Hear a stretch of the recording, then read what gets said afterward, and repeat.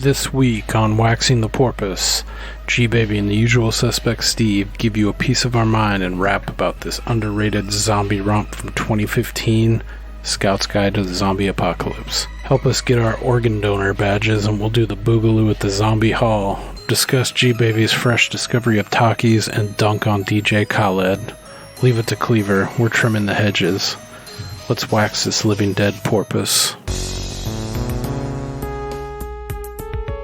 Chase, don't do that.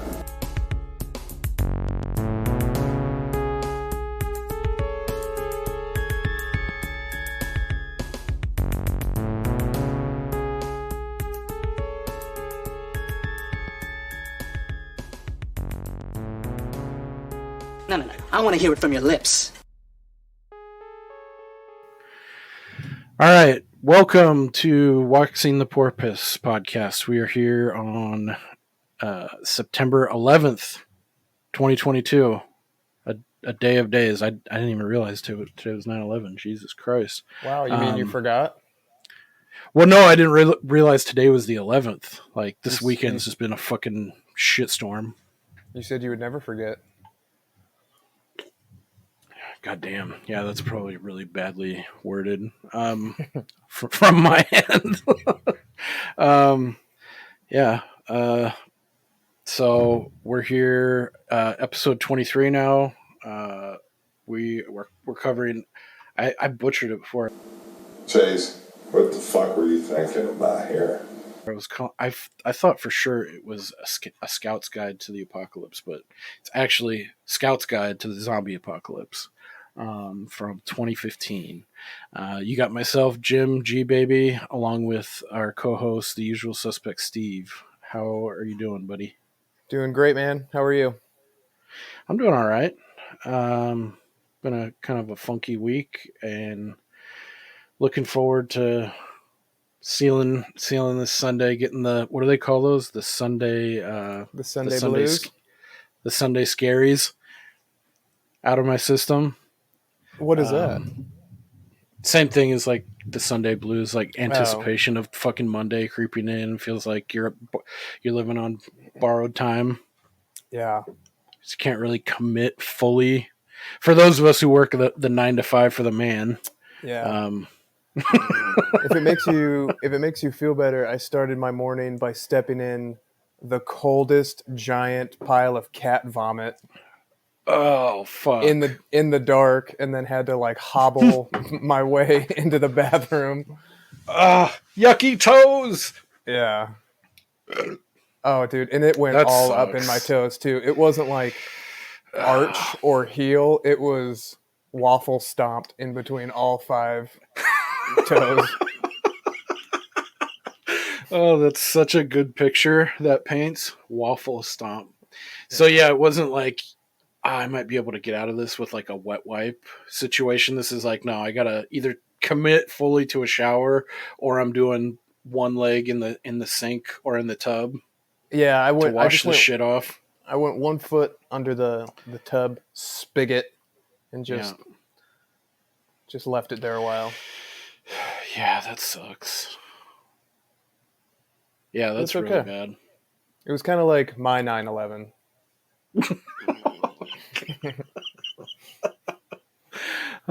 I had something similar actually Saturday morning. Not as bad, I would say, at all, but I had a rude awakening, and with my son, who's almost 9 months, I picked him up, I put him in the changing table to change him, and thus far I've gotten so lucky he hasn't pissed in my face. He hasn't even pissed in the middle of changing a diaper, which, like, wow. I think by that metric, I'm like, I should go buy a lottery ticket or something. Uh-huh. But yeah, I've changed hundreds of diapers, never pissed. He's just like perfect every time, no shit, nothing. But this time, I just took it for granted, so I took off his diaper. And I like turn, I reach down, get the next one. I look up and there's just a drinking fountain coming out of my son. And at first I was like, oh fuck, what's happening? Like, this is such an alien thing. And then I realized, oh fuck, my streak is ended. Yeah. So yeah, this shit was just going. It was like a straight up kid's water fountain, like perfect rainbow, like Did you try just drinking it to avoid it going everywhere? No. Oh no. No. No, I pretty much gave up all hope, and I kind of just sat there and watched it happen for a second. Like, this is your life right now.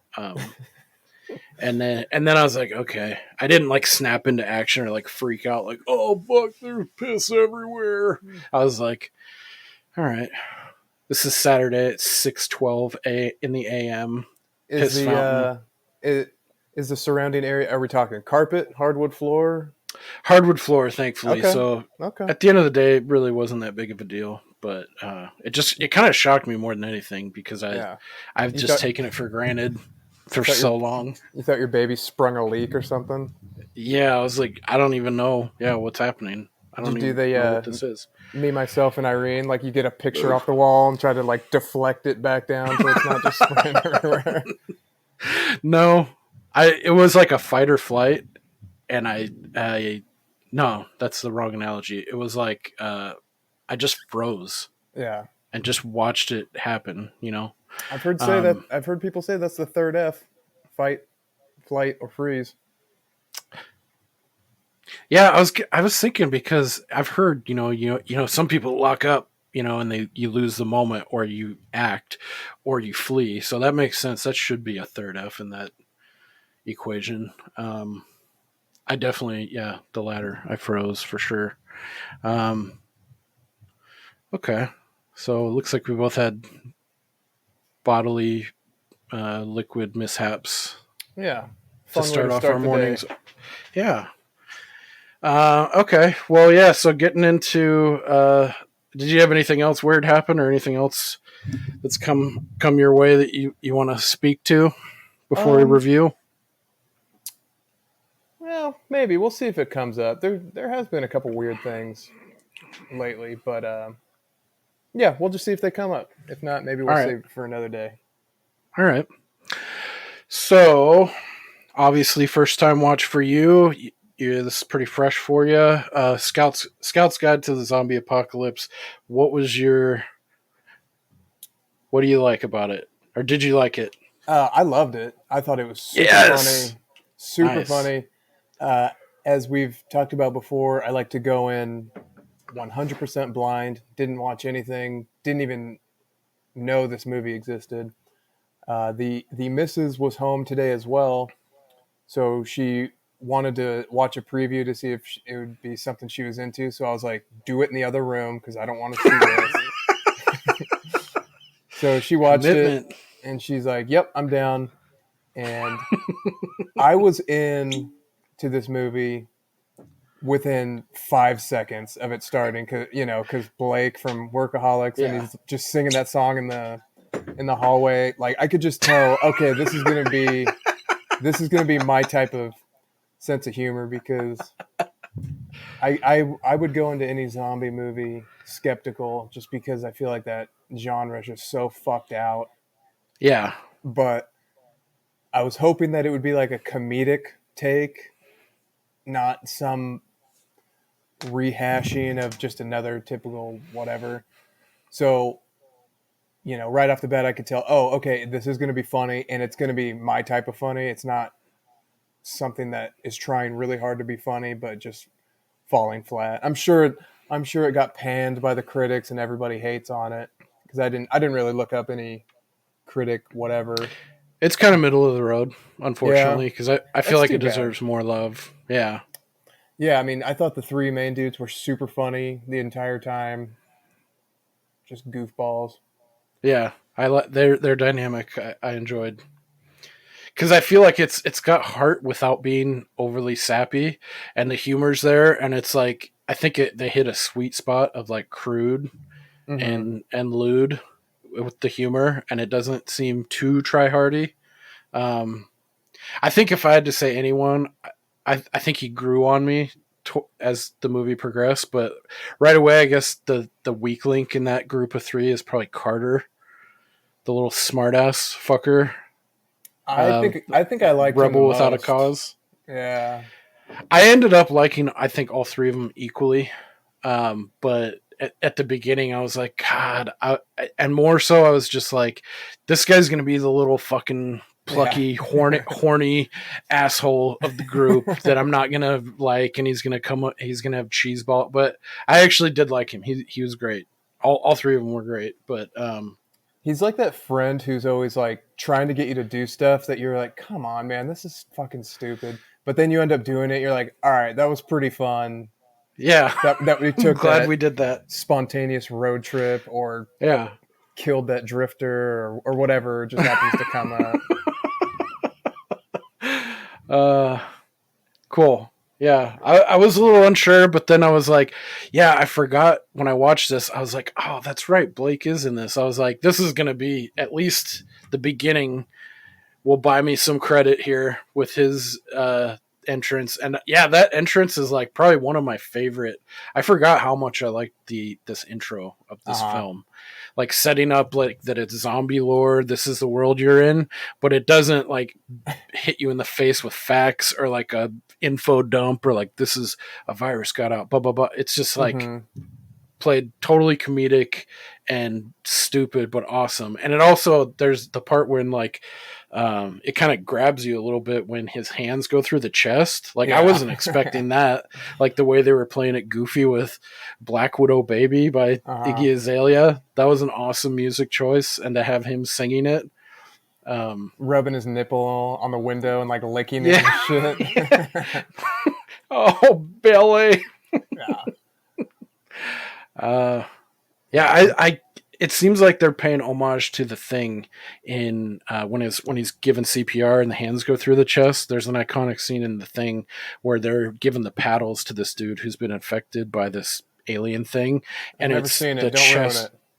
Don't ruin it. It's really good, super good. But yeah, I think they pay homage to that in that scene. But yeah, then you're off to the races. It's like, okay, let's set up the world, and here we go. David Koechner, super funny dude. Yep. I liked him. This is like the perfect role for him as a fucking scout leader of some like 16-year-old kids, and there's only 3 of them. They're like the losers, and every time he comes back up, they're like, Scoutmaster Reimer.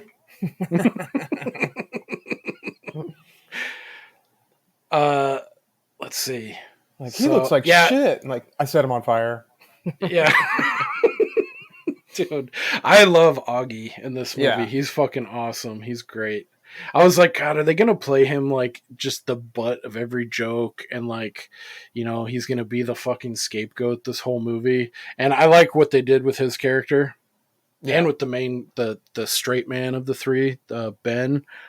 I feel like they did a good job. Like these are for the most part like, you know, stereotypes, like the straight man, the friend wanting to get into shit, and then the fucking, you know, the overachieving ass kisser, goody two shoes, you know. But within those, I feel like they add a good amount of nuance to like flesh them out. Like these are actual characters, you know, like, or these are actual, you know, people that I can buy, not as complete plastic, you know, Hollywood production. But yeah, that's what I think is a little overlooked in this, is like it actually does have heart while still being fucking slapsticky and crude, ridiculous. Yeah, and then Denise the stripper is just like the icing on the cake of that fun dynamic in the group. Yeah, and at first too, I was like, I wasn't sure about that, but yeah, she totally works. She totally gels, and like their dynamic. That reminds me to just a quick anecdote. My grandpa, I remember when we were having our first kid, and we weren't even sure of the sex yet. She ended up being a girl, but we were talking about names and stuff. Like, if it's a boy, we're thinking about this, and if it's a girl, we're thinking about this. And we were over at my grandpa's house, and he was sitting there on the couch, and he's like, "Well, it'll either be Denise or the nephew." And I was like, dude, it brought down the house. Anyway, this gal. She's like the not the like Deus Ex Machina, but she's like this fucking lightning rod that kind of comes in and like brings their elevates their group, and she's a stripper. She's fucking hot as shit. She knows how to use guns. She can fight. She's like She's the tougher than Billy. any of the dudes. Yeah, or all three of them combined. Yeah. But she's not. Yeah, I really like her added to the story, and then when she goes away and comes back. But yeah, this. What is this? 90 minutes? I like how quick it is too. It's nice. It's quick. It's to the point. I don't feel like anyone overstays their welcome. And each they kind of they do a lot of things. There's a lot of different set pieces that break up their journey. Yeah, that I enjoyed too. It's currently free on, I think it's Pluto.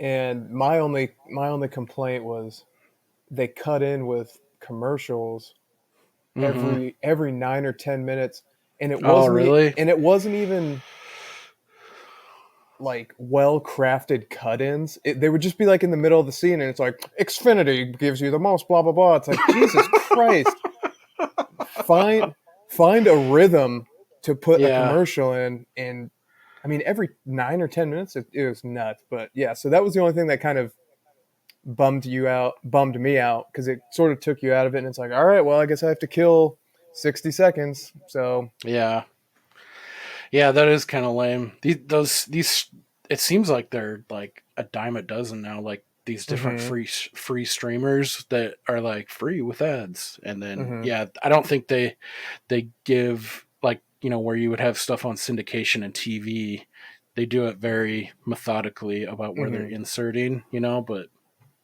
yeah, that does suck. But if you get a chance and you watch it without ads, it moves pretty quickly, because I think it's right on. It's like 93 minutes, so a solid hour and a half. Which I could see them dragging, like a zombie apocalypse or a zombie film or an apocalypse film, at least 2 hours, to like set up the story. Yeah, I feel like that's another plus for this movie, is that they're able to establish that and have a nice tight 90-minute runtime. So yeah, there's no need for the over the top lengthy explanation of what happened, what's happening here, what's happening other places. It's like it sort of just drops you in the middle of it, kind of like The Battery when we talked about that. It's like, fuck it, it doesn't matter. This is where you are right now, so this is where we're going. We don't need the flash to the newspaper where it shows, Singapore is over. Like, I don't care. Just what's going on right here, right now. Yep. Yeah, that was a good choice for sure. And so basically we follow these three dudes. I think they said they're going into their junior year, so they're probably around 15, 16 years old. And that they're all Boy Scouts, and the two main guys, Ben and Carter, are like, they're kind of hiding from the third guy, Augie, who is like the goody two shoes. Like, he's going for his Condor badge, which is, I took as the equivalent of like an Eagle Scout badge. Sure. Yeah. So did I. And so Ben and Carter are like, we're kind of done with this. We're going into junior year. This used to be fun. And so that's kind of like a major through line in this, is like them coming to grips with telling their friend Augie and not wanting to hurt him. And I think part of that too is like he's coming off of his dad had passed away 2 years ago. So they're kind of treating him with kid gloves. And he's kind of a dork, and they kind of want to break out of that. So that's kind of a main theme. These guys, facing your fear, going after the girl. That's the main guy, Ben. That's kind of simmering in the background. That was an interesting dynamic, that his main love interest is Carter's sister, who they're kind of pursuing throughout this whole thing. Because like the zombie apocalypse happens, it's like patient zero breaks out, and then so these three scouts are trying to rescue the main love interest of our main character, and then also the sister of his friend. So they're trying to track down this party who they were given the wrong address to by an asshole named Jeff. Who, do you know who he's played by? Do you recognize him? I just happened to be scrolling through the cast, and I saw he's a Schwarzenegger. Yep. Of the famous Schwarzenegger clan. Yep. Patrick Schwarzenegger. He is Arnold's son. Pretty small role in this, but I think he played. This isn't the son Arnold had with the maid. No, that's his name's like Joseph Baena or something like that. But good pull. Yeah. He's Patrick Schwarzenegger is, I think, the only one of the clan that's actually in acting. Maybe some of them, the other ones are too, but he's by far the most successful now. He's been in a few different things. Nothing major. He was in a horror film from a couple years ago called Daniel Isn't Real. It's a really unique, funky movie, and he's in it, and he's great in it. Actually, like a madcap, like just wild character. That's a really good one. I think I just saw him too. He had a bit role in that new Chris Pratt series, The Terminal List, on Amazon, which I think I told you about a month or so ago. That was actually a good series. I haven't watched it, but I have. I remember you telling me it was good. And well, because isn't Chris Pratt married to a Schwarzenegger daughter? Yeah, there's the other connection. Yeah, he's married to, I think her name's Kristen or Christina. I think it's Catherine. I don't know why I know that. Yes, that is. It's Catherine with a K. That's right. Yeah. So there's another Schwarzenegger connection there. He's in it. He's got a pretty small role, but so they're just kind of, it shows them going through all these different scenarios that are pretty funny. I like they hit that fucking deer, and then the deer becomes a zombie deer and it disappears. So then people are like not buying into their story. They're like, no, it was just right there. And that's the deer that ends up killing David Koechner. That whole scene was pretty funny. I like all the different times Carter, like when they hit the deer and he goes back and he's like taking all these pictures with himself and the fucking dead deer in the middle of the road. Yeah. He's trying to get any selfie. Yeah. Later he's doing it in the jail and he's like, what are you doing? Yeah, that shit was super funny. Goofball. Yeah. So yeah, they go there. What's the first main set piece is like they're trying to buy beer and they kind of they bump into the aforementioned Denise, who's just like it seems like she's recently graduated high school, so she's probably like, I don't know, 19, at least 18, 19, 20. That was the thought I had. Because I thought they said something like she left school a couple years ago or something like that. And because I was kind of doing the math, like she's got to be 18 or 19. Yeah. But then again, she's like, old enough to buy beer. So. Yeah, that's true. Whatever. Anyway, she's at least a handful of years older than these dudes. It almost reminded me, not quite, but kind of like Weird Science. Have you ever seen Weird Science, the OG? I have. It's been a really, really long time. Yeah. With Anthony Michael Hall, and they create a woman, and she's like, she can do whatever. She's got mind powers. And it kind of reminded me of that, like these younger, super horn dog kids that are in a weird situation, and then they have this chick who's like a badass and super smoking and like helps them along. Like, it kind of reminded me of that. Like, so she's like our ringer in all this. She knows how to use a shotgun. Their first thing, they run into because shit starts getting weird, and they run into the strip club right across the street from where they're trying to buy liquor. I think that's where it is. And one of the bouncers, a big ass dude, turns into a zombie, and so that's where they get kind of like this odd couple gets formed. She helps them out of there. Well, because the part in the strip club I love is Carter's like, I need to go to the ATM. I don't have any money. And then Ben sits down and is like, my friend's coming. And then I can't remember exactly what Carter says when he comes over and just throws a bunch of money at her. He's like, Mommy, Daddy's home.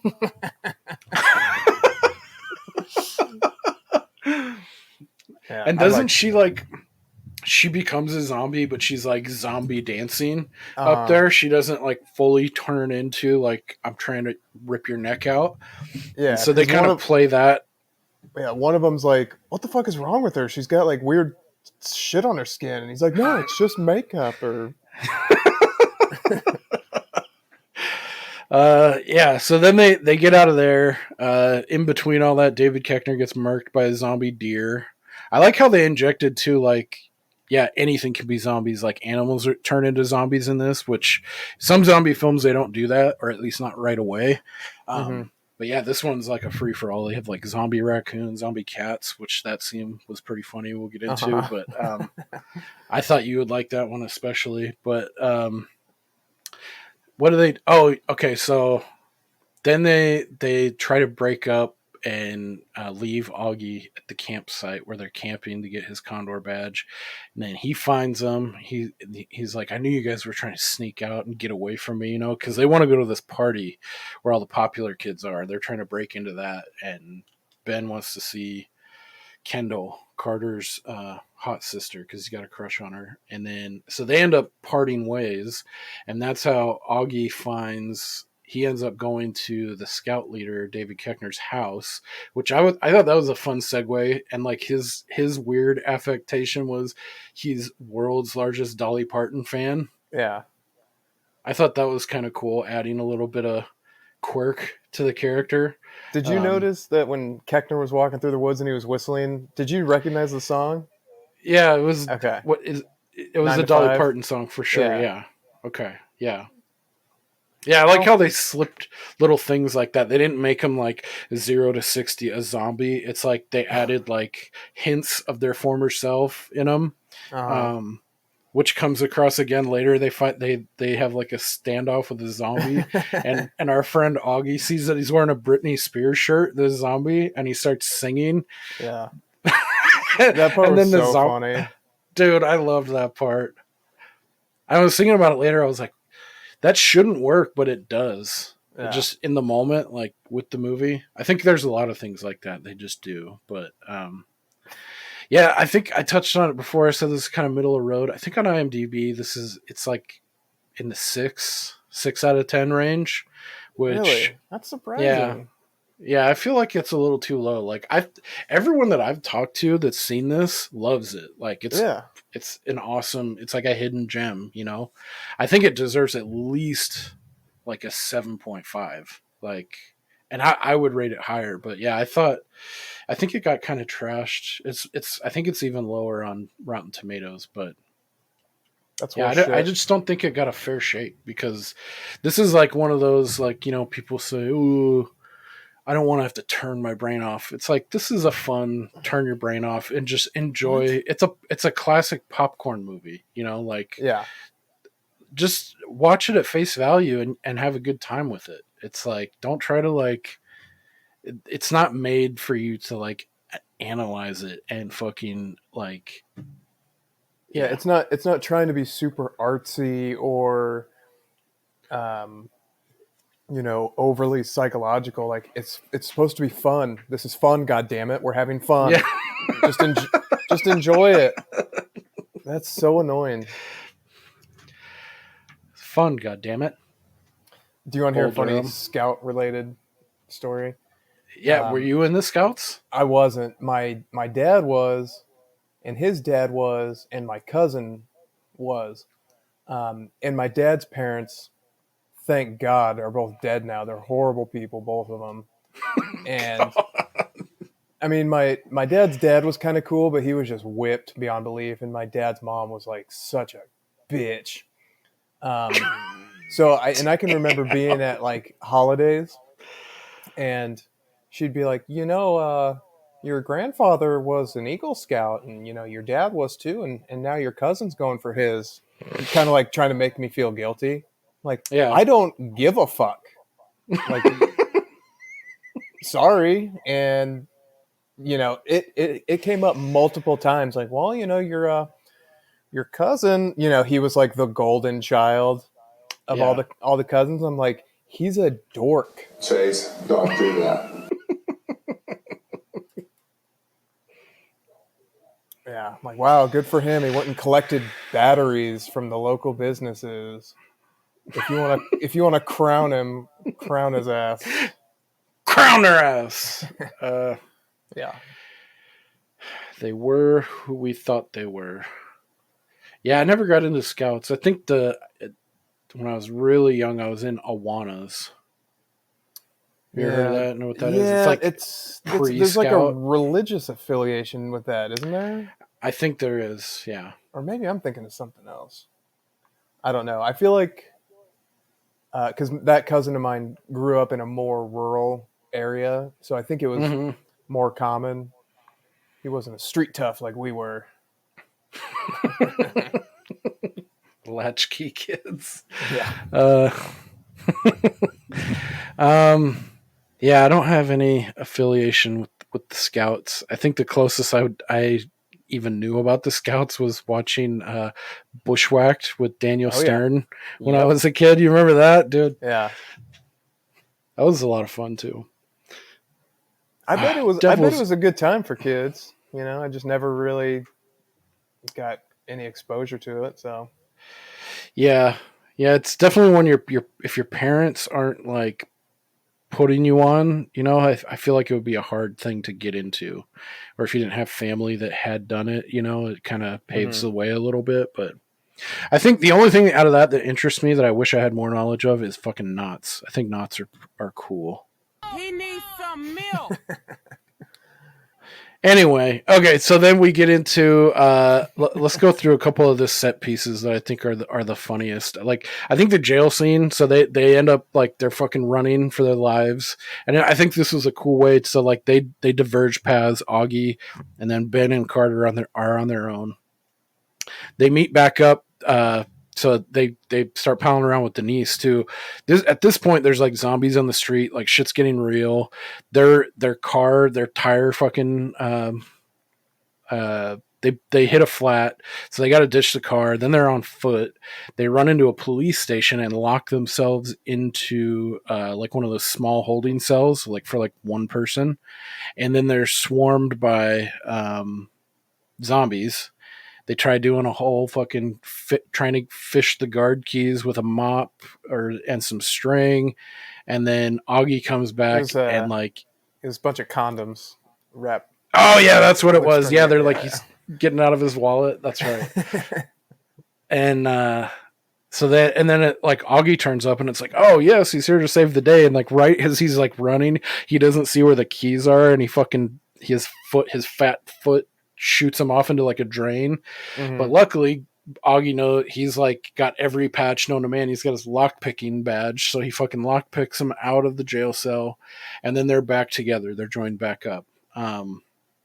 I guess before that too, I think we got off on the tangent of Dolly Parton, but Augie goes back. That whole scene where he's like kind of scouting out, and he's like looking around the scout leader's house, and he's like dipping into the fridge, and then he's got to take a shit immediately. Like that whole part was super funny. Like the way he like nice and neatly folded each individual like square of toilet paper, yeah. And then he gets ambushed by zombie David Koechner. And they have a fun little tussle. He ends up like lighting him on fire and beating the shit out of him with a fucking canoe oar, and then tying him up. When he first comes in, he's like, ugh. He's like, I know, I'm sorry, it's bad. I really had to go to the bathroom. Didn't he say he's like, I sprayed? Yeah. So when they meet back up, they're a fully formed team again. They go to they find the fast grandma zombie played by the late Cloris Leachman, aka Clorox Bleachman. She's awesome. I love her. I loved her in Beer Fest. She's also in a good a TV sitcom called Raising Hope. She's fucking awesome and super funny gal. But yeah, she's like the crazy cat lady, and she becomes a zombie. They get ambushed by her, and then they go. This is where the zombie cats come in. And so, was this your favorite part of this movie? Top 3? Yeah, it probably would be top 3 when they're like, don't move, and that one cat is like crawling up on his back. Yeah, and it's got the weird eyes, and they shoot the Yeah. light up, and our poor Augie is sitting there, the big fat goody two shoes, and he's got this fucking Maine Coon on his crawling up his back with these funky ass eyes, dude. That shit was so funny. One of my other favorite parts that I think happened when they left the jail is when they're all running and the like porn star cop gets caught in the gate and her like boobs fall out. And the guy's like, yeah. "Oh my god!" And he's just, and then right before they leave and run away, he like runs over and just like honk. Our boy Like, Carter. I had to. I don't think it's like I touched them. I don't think they're real.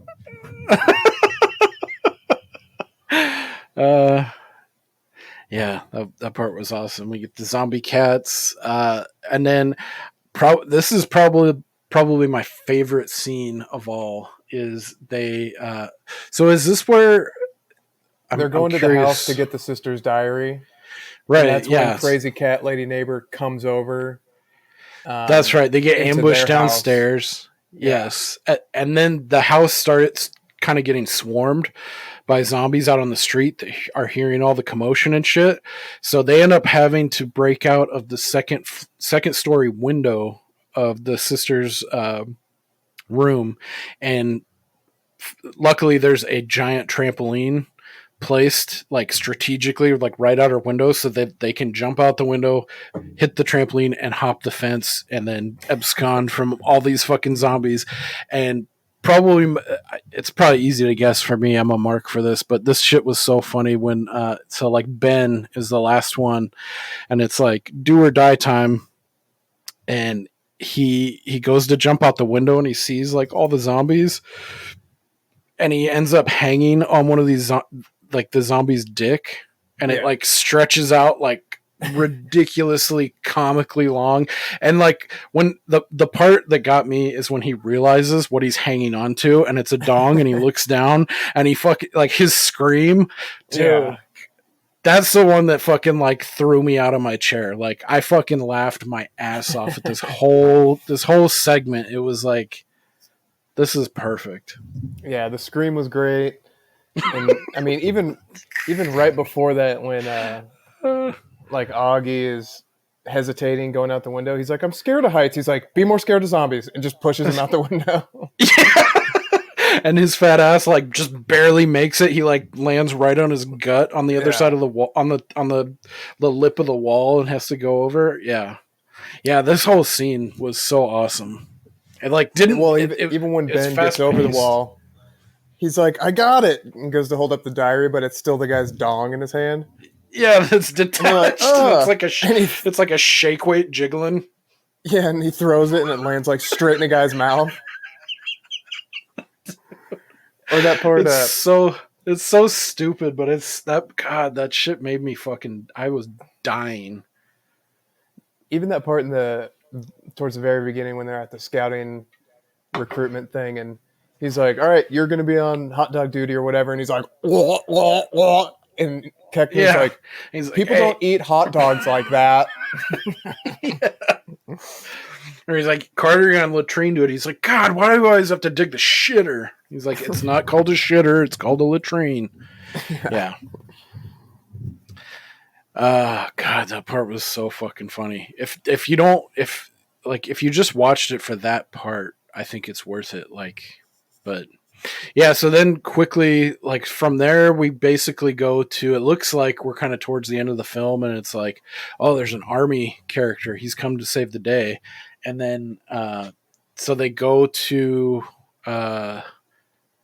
or no, he takes them to like a compound, and they're all freaking out, like, "Oh fuck, we got to get to this party. We got to go alert all these people and save Kendall." Well, this is a little bit out of order because, well, the army guy shows up after the hilarious Britney Spears sing-along scene. He kills the zombie. Yes, we cut out of that. Yeah, that's right. So then the army guy takes them to where they think the party is, which turns out to be a waste facility. And then from there, they go to find the diary at the house. That's right. Okay, I thought that happened guy turns after. into a zombie. Yeah, the Denise gal notices he's got a bite on his hand, and like right when she realizes or they realize, it's like it shoots up and his eyes are like crazy and he's all "Rah!" And then it's Yeah. on and it's like, oh fuck. Uh, so they get out of that, then they hijack the Humvee, and then they go back and they get the diary so they know where the real party is. And before this is probably my second favorite part, this fucking montage of meeting up at they're like, we need to fucking like upgrade, we need to get some weapons Mm-hmm. and shit. So that whole montage was just like the music that they used and like all the way they edited it and cut, it's like, oh, okay, now all their scout ability to fucking like jerry rig and come up with all kinds of shit um comes into play. And they like, so Ben comes up with like a fucking like a weed whacker from hell with like crazy blades on it, and then Augie's like the brain of the whole thing, so he comes up with this like crazy, like, what does it shoot? I forgot, like these like hard like solid core balls. Yeah, I'm not exactly sure what they were. Maybe like giant ball bearings or something, but it was like a potato gun with a Yeah, like, giant, yeah, pack. But yeah, like on potato gun on steroids. And then what does Carter have? What does he it make? looks like Like his weapon. some sort of modified like nail gun crossbow. That's right. Yes, that's right. Yeah, I love that whole scene. Like they're like, that Yeah, montage was perfect. it reminded me of. I mean, I'm sure there's countless examples of that type of scene where it's like, oh shit, it's about to go down, like Boondock Saints, where they go to that dude's Yep. place and he opens up the back room with the guns, or yeah, and also in The Equalizer, right before that last big fight scene where he's going through the hardware store, just picking up Yes. all the stuff he's gonna need to make like a badass. It's like a grown up version of Home Alone. Yeah, totally. Yeah, it definitely plays on that. Like, oh yes, we're gonna get ready to fuck shit up. Um, but yeah, I like that. And then going right into like when they finally get to the party that they've been searching for this whole movie, and shit's going down. I thought that was really cool too. Like, just it's like pure unadulterated like fucking zombies up like en Mm-hmm. masse, like people losing their minds. There is kind of a scene too before that where it kind of like it sets up like there's a zombie dude that's like starts going down on this chick, and like that was pretty gnarly. Yeah. But yeah, they just start coming in and they're just fucking wrecking shop on zombies wholesale at this party, and all You these know kids are they freaking out. they killed at least one or two people that were not zombies. They were they were kind of just Yeah, running down. I was thinking that too, like especially Augie's setup he had, and the fucking nail gun that Carter's just Yeah. indiscriminately firing. Like, yeah, they Well, don't just. I mean, they could because they showed them like they're scouts and like they can shoot a bow and arrow. So maybe the their first kill marksmanship's that his first kill with the potato gun or whatever it is, it goes through like four dudes' heads. Like, oh, yeah, there's going to be some collateral damage with that thing. yeah. But yeah, like the like if you peel back and look at how many people are running around, yeah, for sure there's some mistakes were made. Well, shouldn't have been But standing yeah, there. yeah. Yeah, I really liked that scene too. And I feel like this had a pretty strong ending. Like they all end up they get out of there. The one part I thought was funny too is like Augie made like as a contingency plan, made a full on fucking bomb and brought it with them to like sacrifice themselves if needed. To save everyone else, and it turns out they end up having to use it. But then like earlier we part ways with Denise. She like fucking hightails it on a dirt bike and the shotgun. She ends up coming back in a Han Solo move at the end and helps them all out. They get out of this place. Augie gets he gets to play the hero. He sets the fuse. They all get out. blow up this building, that the last of the zombies, and then the cavalry comes in, all the army folks, and then Ben finally sacks up and gets the girl and kisses her, and the hilarious, probably now outdated advice from Denise to him is like, don't say anything, just go up to her and kiss her. Like, oh god, don't do that. Yeah, this is aged poorly. Don't say anything, just go assault her and hope that she's cool with it. Yeah, just go up and put your mouth right on her. Yeah.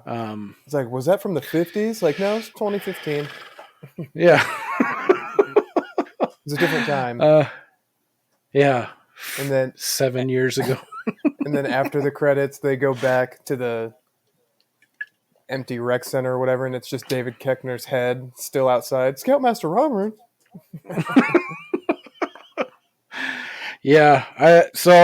This is a fun romp. It's like it's a total popcorn movie. I feel like it's perfectly in the season, because I think it takes place in the summertime, and they're going right in like the tail end of summer, because they talk about they're going into their junior year and they're wanting to be more popular and like fuck all this scout shit. Well, the one guy's like, we're going into our junior year. That, you know what that means? And Ben's like, oh, we need to apply for some colleges. It's like, no, we're getting pussy. Pussy. Yeah. I like how they played Ben too, like as the straight man, you know, and he is for the most part, but he's got some nuance to him too. Mm-hmm. But yeah, this is just a fun movie. I feel like it had a lot of heart, and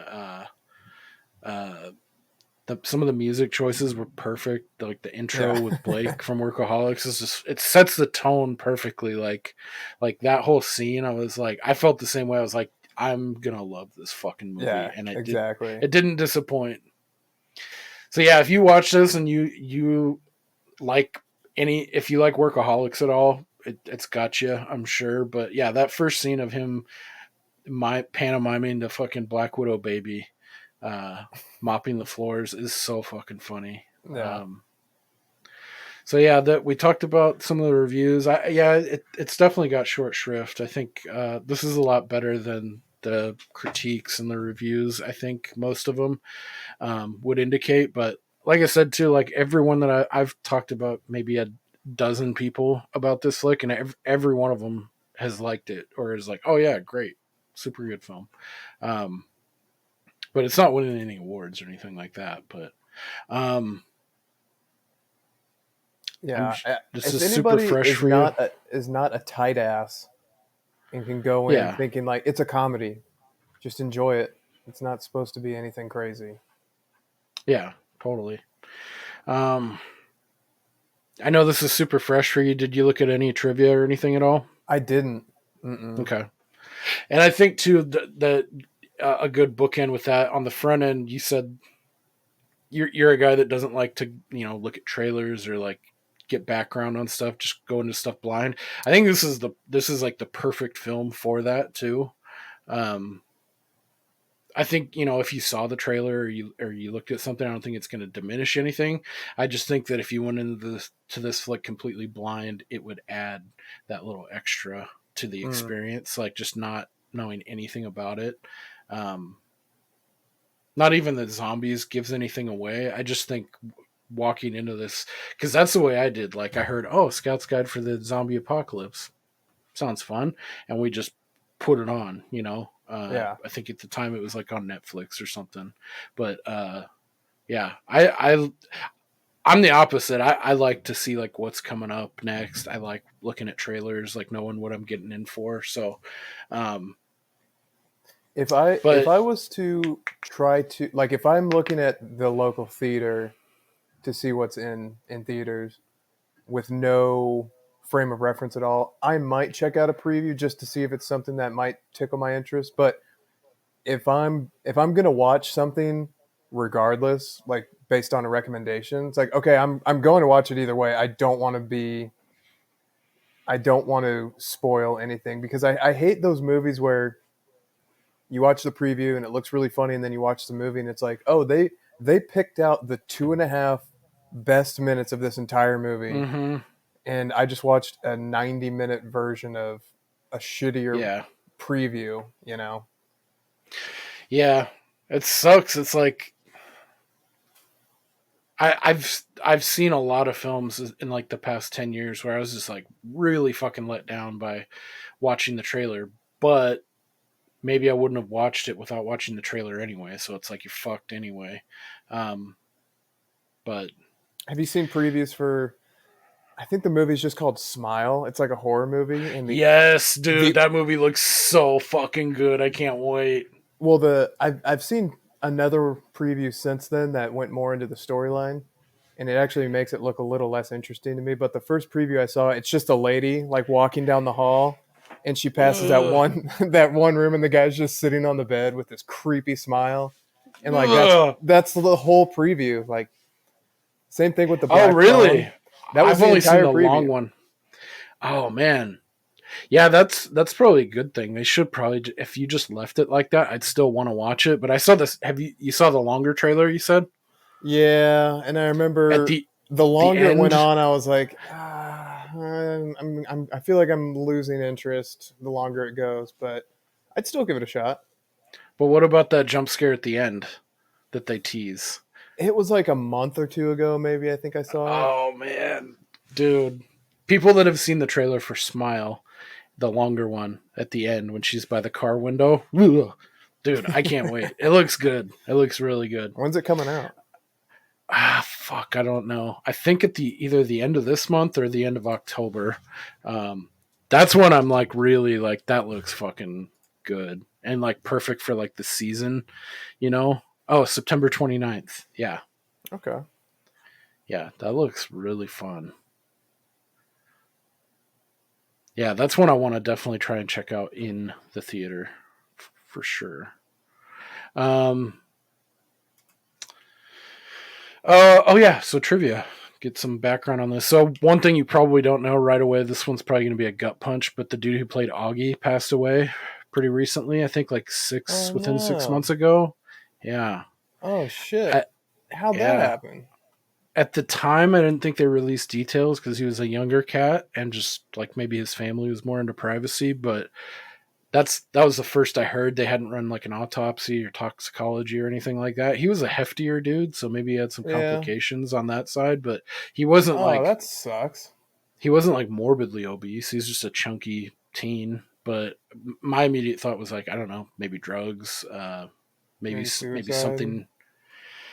I don't think it was suicide. I mean, it could have been, but I don't know why I don't think it was, but I just don't think it was. But yeah, he was taken way too soon. Have you noticed I saw that lately, that was kind of a bummer.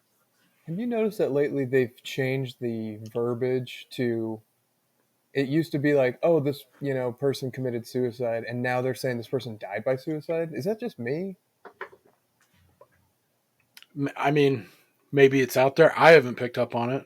Interesting. That's a weird distinction, though, if they are making that.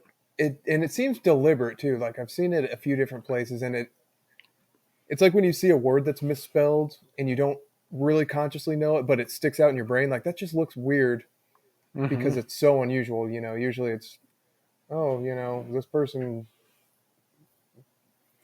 John McAfee, committed suicide. But now it's like, oh no, this young soccer player for Stanford, she died by suicide. I don't know if it's trying to I don't know. Who the fuck knows? I'm an old man. Get off my lawn. My first gut hearing that, maybe the distinction is to take away like you're victim blaming, like this person committed suicide. Yeah, exactly. By using that word, like maybe it could be seen as like a passive aggressive or like an indictment on that person. Like they committed, yeah. Like this person committed a crime. This person committed, yeah. This day and age, I'm sure that's highly possible. But yeah, it sucks. When I saw that, I was like, "Fuck, that sucks, man." He was a super young dude, and he seemed like he had it together, and I really liked his performance in this. So it sucks that we got robbed of that. But yeah, he passed away I don't know how long ago, but I feel like it was relatively recently. Man, yeah, it says 2021. I'm gonna have to do some googling to try to figure that out because that is really sad. Hopefully it wasn't something that he suffered with a lot. Yeah. Yeah, very well could have been, like some bullying or he had some depression or something was going on that front. But yeah, I just saw the initial report whenever it happened. I never came back to it. So there might be some more news out there about him, but rest in peace, Augie. He Yeah. was dope in this. Let's see the little Easter egg in this. I guess there's a mile marker scene during the movie that shows Haddonfield as a nearby city, which, as we all know, is the main setting for the Halloween franchise. Halloween, Haddonfield in Illinois. Oh, that's fun. Let's see. Oh, the gal who plays the female police officer whose uniform gets caught in the fence. And flashes the scouts. That is adult film star Missy Martinez. Yeah, I kind of figured she was a porn star. She just kind of had that aesthetic. Oh, dude, my god! This one's pretty funny. I guess I didn't. This is like a really deep Easter egg, but I guess there's a patch on our lead character Ben's shirt that says they're a part of the American Scout Society, or ASS. Acronym ASS patch. Ass patch. Let's see.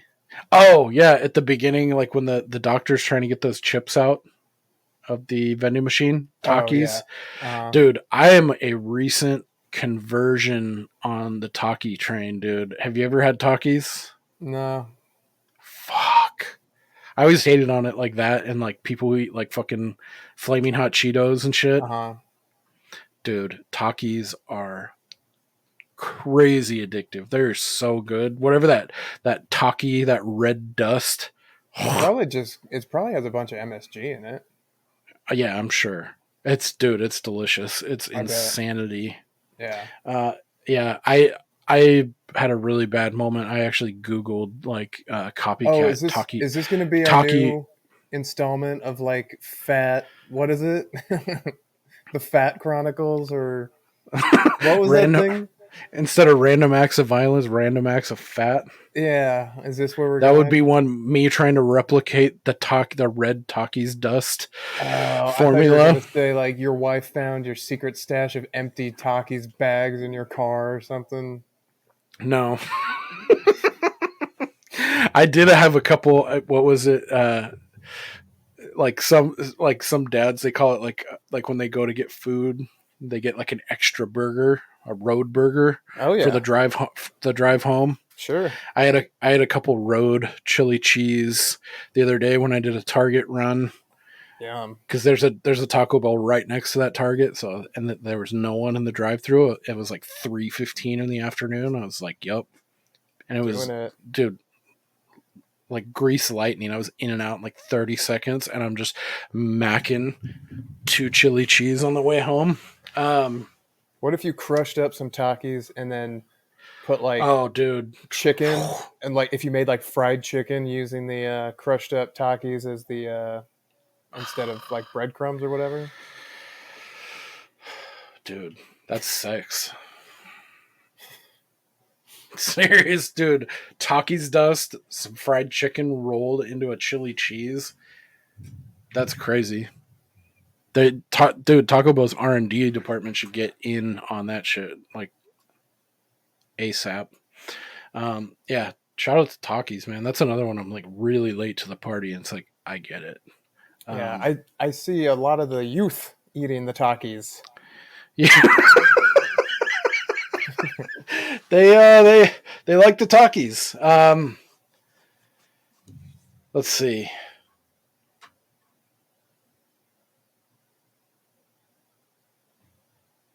Oh, okay.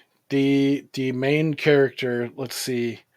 He is, what's he known for? He was Cyclops in the recent X-Men movies, like X-Men First Class, and he was also in Ready Player One.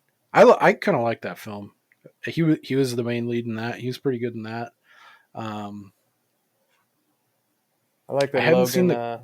I like that, or Carter. Logan's his real name, I guess. I like he had a Misfits hat. That was fun. Oh, nice! You're a big Misfits guy. I am, yeah, big fan. I always confuse or conflate them with the Vandals. Very I don't different. know why. Yeah. Yeah, I think it's just the name. Yeah. I have a few of those weird wire crossed things that I cannot ever seem to split.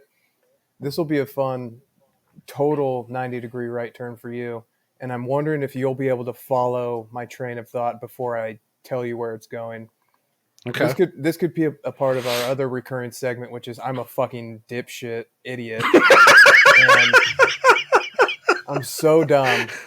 So we were talking about Christine a few weeks ago, and Yes. it made me want to like read another Stephen King book because it's been a while since I have. So I was looking at his list of books because it would be cool to go through all of them, starting with the oldest ones, and I've read a bunch of his older ones. Anyway, so I saw that his oldest one that I haven't read is called Insomnia, and I have it. And so I was like, I saw it on my bookshelf. I'm like, oh, okay, yeah, I guess I do have that. And in my mind, I was like, I don't want to read the jacket. I don't want to read anything about it. But I seem to recall they made a movie about it that was very well received, and it was like a psychological police murder mystery set in Alaska with Anthony Hopkins and Cuba Gooding Jr. And this is the worst fucking book I think I have ever read in my entire life. It's not at all what I thought it was going to be. So I'm wondering if you can unfuck my thought process without Googling it. Like, do you know what I'm thinking of? It actually is versus what I'm confusing it because there's Wait a second. You're blowing my mind in a couple different ways. But one, you just said Insomnia, yes, starring Anthony Hopkins and Cuba Gooding Jr. Yes. Okay, that's what I thought. Okay, that's what you thought. Yeah, I think dude, this is going to be such the equation. Yes. Okay, Unravel the stupidity. Okay, so Insomnia is actually. Damn, this is fun. Okay, so Insomnia is actually a 2002 remake of a 1997 Norwegian film. And so the American Insomnia from 2002 is a Christopher Nolan joint, pre The Prestige, pre Batman and all that shit. This was his follow up from Memento from 99 or 2000 with Guy Pearce. You ever seen Memento? I have. Okay. Yeah. So he followed that up with this Norwegian remake of Insomnia starring Al Pacino and Robin Williams. And it's awesome. It's great.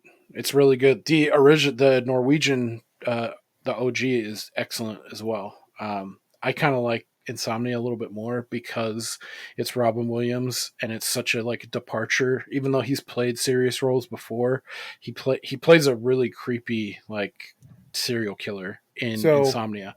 But I'm wondering how in the fuck you got Anthony Hopkins and Cuba Gooding Jr.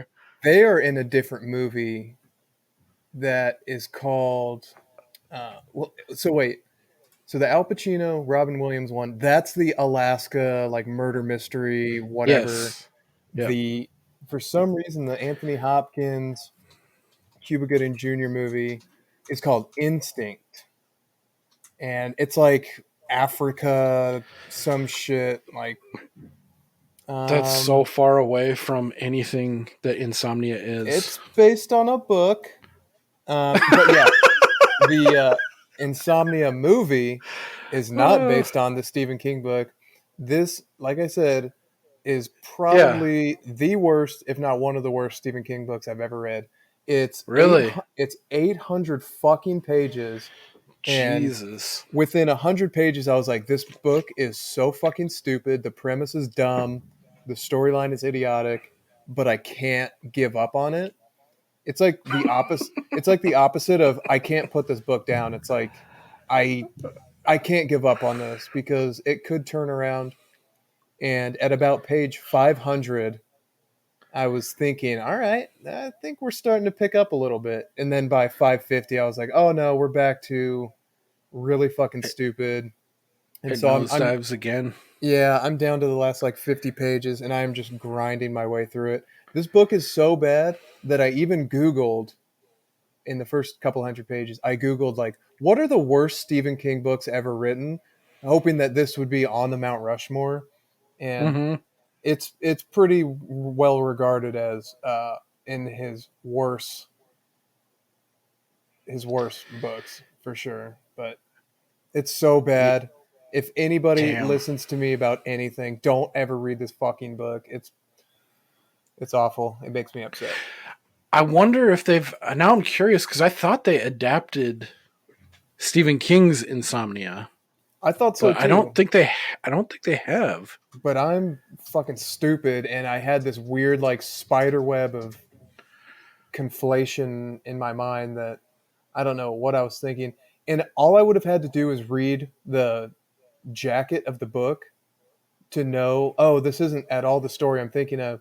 And even if you read the jacket, you're like, wow, this sounds really uninteresting. And you would be right. Does it connect at all to the Dark Tower? It does. And that's fine. But like the parts about the Dark Tower that I thought were corny and overly cheesy, this is that concentrated. Like the only connection to the Dark Tower is like the shittiest parts of the Dark Tower, in my opinion. That sucks. Damn. So there's not even that to hang on to. No, I mean there was probably 5 or 10 pages, little subplots or little events where it's like, all right, that's pretty cool, that's neat. Like, oh, this is interesting, and then just back to, yeah, he's such an interesting author because he's got some really cool stories, and then some of it is like, I just want to fucking jump off the roof. Damn. It's so bad. Well, I mean, his volume that he's put out, the sheer volume, it's like you got by the numbers game, you got to have some stinkers in there. So, yeah. Well, we've talked about before that collection of short stories, the book Skeleton Crew, when we did the John episode. I thought that was his worst book by far. Yeah. But then he comes out with this one. Just when I thought you couldn't get any dumber. Totally redeem yourself. Stephen King connection, I guess, too. Recently in the news, did you hear one of his friends and collaborators in his earlier days, I guess, Peter Straub, just passed away? Straub. He did The Talisman, like jointly with him. I tried reading that one and it put me to sleep. That one I actually did give up on. But wait, I'm thinking of Richard Bachman was his pseudonym. Are you thinking of like Eyes of the Dragon or something like that, or?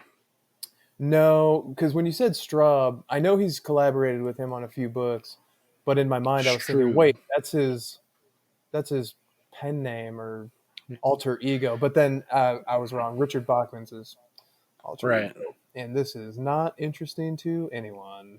But didn't he do that? He did Richard Bachman for Thinner, didn't he? I don't know exactly which one, but I think it was like the worst kept secret ever. I think it came out pretty quickly that, this new guy on the scene, like, no, that's Stephen King. Like, okay. Dude, I even remember, this is kind of funny. An aside, Stephen King, my grandma was a huge Stephen King fan. And she was like, see, back in these days, in like the early 90s, you could be on like a mailing list of some kind, like pre-internet, like where, I don't know if it was like with the publishing house, but you could sign up. So whenever X author came out with a new book, it would get mailed to your front door. She was one of those people, and it was with Stephen King. So every new Stephen King book like showed up to her door. And I remember vaguely like I have a subscription, or I'm on the readers list or something to do with that. I thought that was kind of weird. But yeah, anytime there's a new Stephen King, she was like jazzed, so she was like clickety clacking and going to the front door and like ooh, and it was a hardcover because that's the first one that comes out always. So she always had these dope hardcovers everywhere and like 4 Past Midnight and all this cool stuff. But I even remember like as a youth, like when she got thinner, I'm pretty sure it's Thinner. That's his Richard Bachman pseudonym.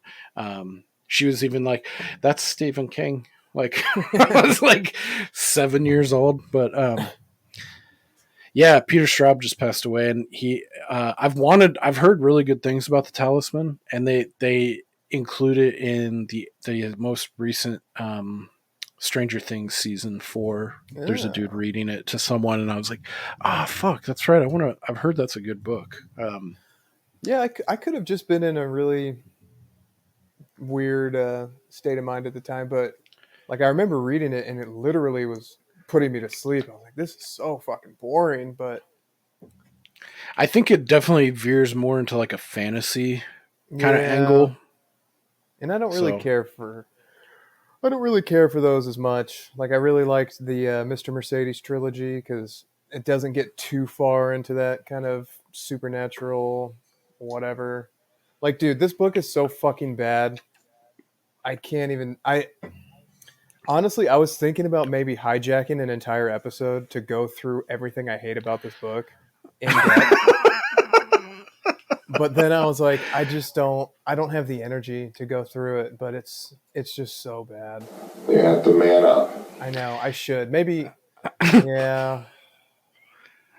Maybe well, we partly did it here. Maybe I'll write it in a letter and then like just set it on fire and just release it to the world so I can get that evil out of me. 'Cause I'm just shaking my head reading this fucking book. Like this cannot be as bad as it is. And I just keep thinking like somebody had to proofread this. He had to reread this multiple times, and it sucks. It's terrible. I hate it. But other than that, I don't have any thoughts about it.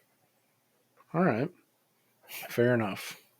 How many books do you read in a year?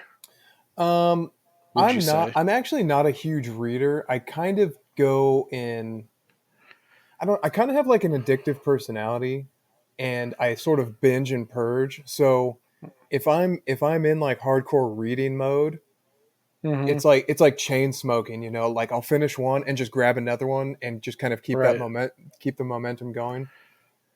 But then I won't read a book for like 6 months or a year. Like it's so easy. I guess I wouldn't say addictive personality. It's more of like a habit thing.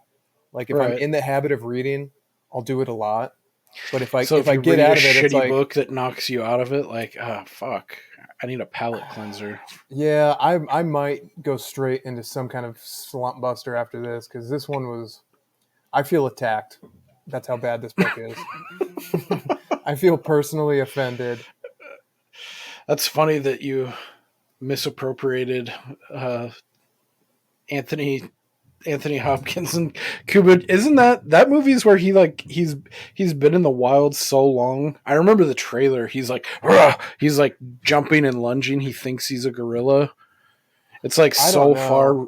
It's so Instinct with Anthony Hopkins. Yeah, if you watch the trailer, it's so far removed from what Insomnia with Nolan is. But yeah, just as an aside, Insomnia is it's like a good wintertime, like rainy day movie, and it's a really good film. It's like right when Christopher Nolan was hitting his stride, and I think it's right before Al Pacino like really started declining, I think, in terms of like quality of films and roles that he went for. And Robin Williams has a really good, interesting turn as a bad guy, as a serial killer. That sounds 1,000 times more interesting than this dog shit. Yeah. Insomnia is good. Check it out. I'd love to. Let's see. What are we? Yeah, what are we doing next? We might have an email. Let me check and see. No. Okay. Yeah, I think this is going to wrap it up. We did kind of a hard tangent off Scout's Guide, but yeah, Scout's Guide's a winner. If you haven't seen it, check it out. it's definitely a fun popcorn movie, and it's good for the Halloween season. Get you into that zone. Oh, It's pretty graphic too. I would say that we didn't really touch on, but I think awesome. it's done in a fun way. It is, yeah, and I love my gratuitous violence. We also just watched this movie called The Gentleman. I think it's on Netflix. Have you seen it or heard about it? Yeah, Guy Ritchie's most Yeah, recent. Yeah, I liked it a dude. lot. It was fun. Oh, okay, cool. So you saw it, yeah. Yeah, Oh, definitely had a snatch vibe to it, which I love. I love that movie. yeah, Anyway, glad you yeah, like it. yeah. I really liked McConaughey was good in it. I really honestly I liked Hugh Grant's character quite a Uh huh. lot. He was Yep. one of my favorite parts of it. Uh, and that Charlie Hunnam guy, I'm take him or leave him, but I liked him in this role too. But what's his face? I've got a greater appreciation, I think, for him after seeing him on. He was on an episode of Hot Ones that was really good. Colin Farrell, Yeah. the boxing Uh huh. manager that's always wearing a fucking some kind of two piece, those little jumpsuit things, like Yeah. a plaid Tracksuit. fucking tracksuit. Yeah. That part in the Chippy when those dudes kind of try to cut in line from him, that part's fucking Yeah. awesome. Yeah, I have you ever seen Hot Ones? I don't know if we've talked Yeah. about this on the Yeah. podcast before. It's a good one. I like it. Have you seen the Colin Farrell Hot Ones No. episode? Watch it. It's awesome. Okay. So good. Okay. Yeah, I will. Really, really good one. I think most recently, like the one with him and Josh Brolin, I think in the last 6 months are excellent. Like really good interviews. If you want to That watch, dude can interview his ass off. yeah, he's a really good interviewer. If you want to hate watch, the DJ Khaled one is hilarious. Dude, Have you seen yeah. it? He's Yes. such a bitch. I fucking hate that guy so much. I hate, dude. There's a funny one. This dude's kind of fallen from grace. What's his name? TJ. The TJ fuck Miller, is his name? the comedian. Yeah, TJ Miller. He's funny. Yeah, he is funny. He's got a bad look on him. He's got a black eye on him, I think, from some shit he did. I think he like abused his ex-wife or he did something. But pre that, he was on I think he was on a few episodes after the DJ Khaled Hot Ones, and he's making fun of him. He's like DJ Khaled, like Yeah. For anybody who hasn't seen it, like 2 wings into this 10-wing challenge, he's already like sweating and being a little bitch and saying it's hot, and then the host, and then he asks the host if his wings are different, insinuating that he's setting him up, and the host is like, "You want to switch?" He's like, "Yeah, I do." And then he goes on this like blowhard rant about he's quitting, and he's like, just because I'm giving up doesn't mean I'm quitting. Like that's literally exactly what that means. Exactly what's happening right now, guy. I hated that guy before that because he's a worthless do nothing. But then after that, it was like, okay, you are this person. It's not just a character you're playing. Yeah, exactly. Anyway. He's a caricature of a human being. He's such a dip fuck. Yeah, watch the TJ Miller one. I've seen it. Yeah, now that you mentioned it, I have seen it. Yeah.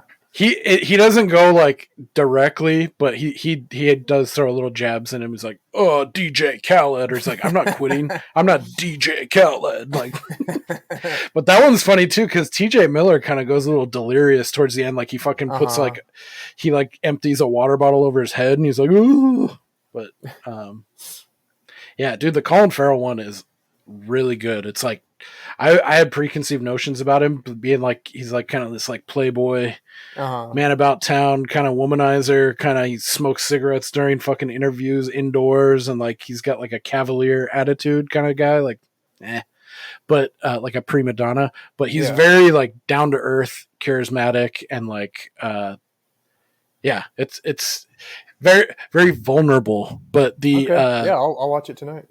He's got some really funny anecdotes too about like shit that he's worked on, and like that'll be a fun one to discuss next week. Hot Ones is a weird show that I got into by chance that I never would have watched probably otherwise by just like seeing it. And there was a good one that kind of hooked me into it, and I was like, oh shit, that's kind of a interesting interview format. And that interview, Sean Evans or whatever his name is, he does like deep ass research, kind of along the lines of, are you familiar with Nardwuar for music? No. Okay.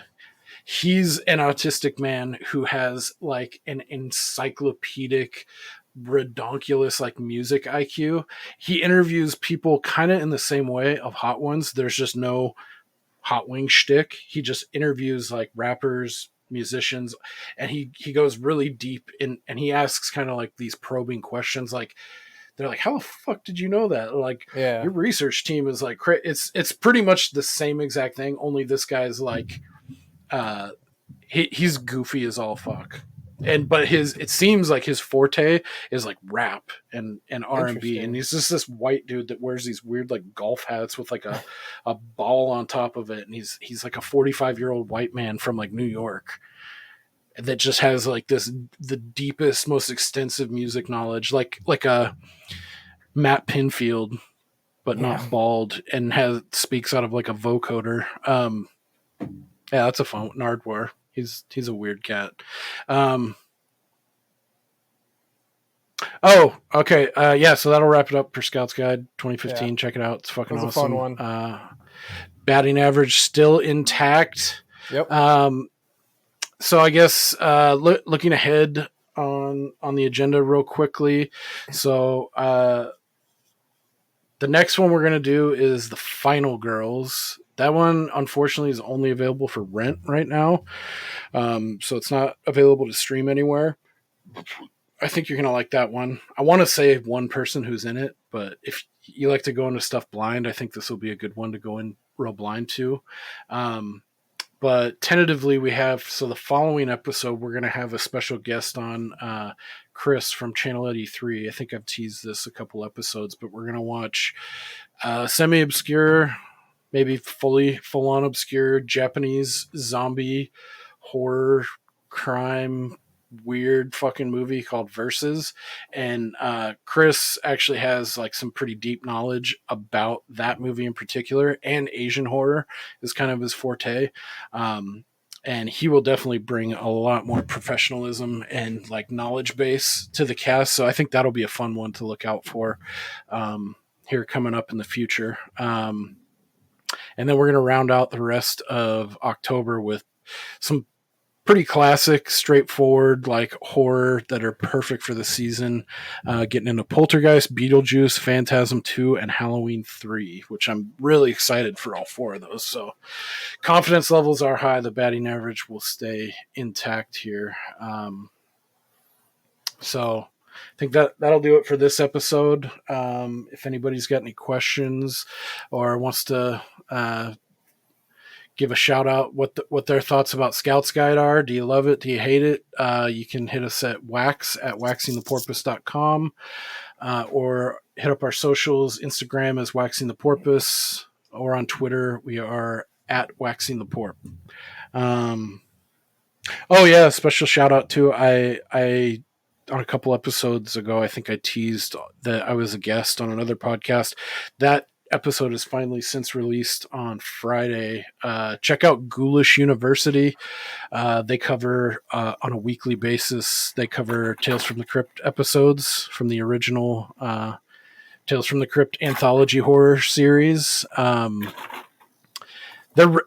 guess it's out of print. It's really hard to find, but they're readily available on somewhat degraded quality on YouTube. You can find every episode from the series. But yeah, they cover in order. I think they're now, the most recent episode was season 2, episode 3, Cutting Cards, with our friend Lance Henriksen, who we'll see here in the future. I had a lot of fun on that episode, so check them out. They're really starting to hit their stride, and they have a good time. And especially if you like Tales from the Crypt, it's kind of a fun flashback to give you a reason to go back and revisit the show and then listen to their thoughts. That was a really fun one. So thanks to them again for having me on, and check them out at Ghoulish University. anywhere you get your podcasts. That'll do it for us. Like I said, next week we're watching The Final Girls, also funny enough from 2015. It's kind of a fun comedic, spoofy, campy horror flick that's a lot of fun and definitely fits the mood for the season. So check out The Final Girls, which we'll be discussing next week. You got any final thoughts, Steve? 50,000 no get elephant in bed. 50,000 get you. Todd. Nope. Looking forward to it. I looked it up to see where I could stream it, and I saw the picture. I assume the person you're referring to is Adam from Workaholics. Yes, sir. What a fun little connection. Yeah. Yep. And I didn't realize that until after that we're gonna have back-to-back Workaholics sightings. So yeah, he's in it. He has quite a larger role than Blake did here in with the Black Widow baby. Yeah, I was kind of hoping he would be a bigger character, but those hopes were dashed pretty quickly. Yeah. Yeah, I was surprised they didn't try to throw him in maybe later. Maybe it got cut like as like a jump scare zombie like later in the flick, but to no avail.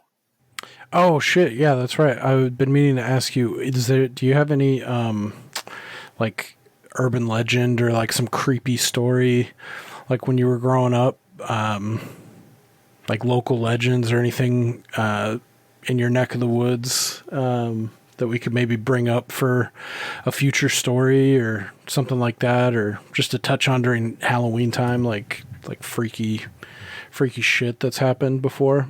I mean, Auburn, there were these tunnels that run under the city that we would go into sometimes, and they called it Satan's Tunnel.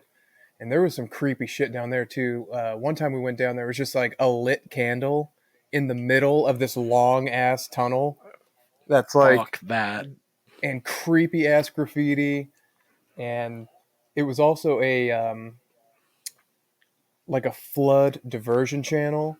So at any time it's like, oh, they could just release a fuck ton of water up here from the American River, and we'll just wash down all the way from Auburn to Ophir, if you know where that is. I've heard the name. I don't know geographically where it's at, but yeah, it's like, imagine if you're under north, and it's like, well, at any time we could just be washed down to south. You know, it's because it's a pretty long tunnel. Fuck that. Yeah. Yeah, if I was walking down a tunnel and saw one lit candle and you got no way, I'd be like, other way. Bye. Yeah. Fuck that action. Yeah. All right. Well, yeah, thanks for playing ball on hope it didn't get you hope it didn't get you in any trouble. No, yeah, we're just it's kind of one of those days, but it made me think of Kenyon. We're arguing. No, dude, he said we're fighting. It was so awesome. That's one of the levers I can pull, like when it's like kind of like the what do you want for dinner? Yeah. That's one of those levers I can pull that we can both, it's like a shared experience that was funny for both of us. Like when he went to the was Vagina like monologues. Yeah. Yeah.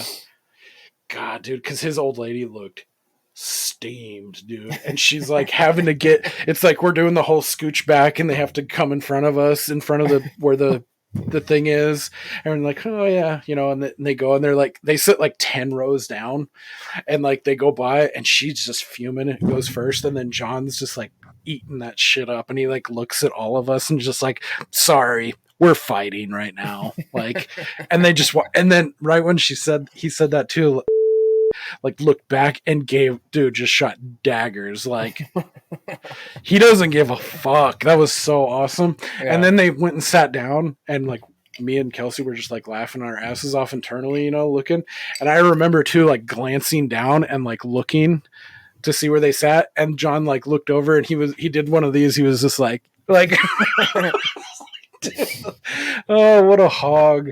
Yeah. God, that's so, but yeah, that's when I can pull sometimes just like out of nowhere and just look at her and just be like, sorry, we're fighting right now. And then like, it'll at least elicit like an olive branch chuckle. Yeah. But alrighty. Well, Cool. This has been Waxing the Porpoise. Thanks for joining us, and we will see you guys next week. Take care. Bye.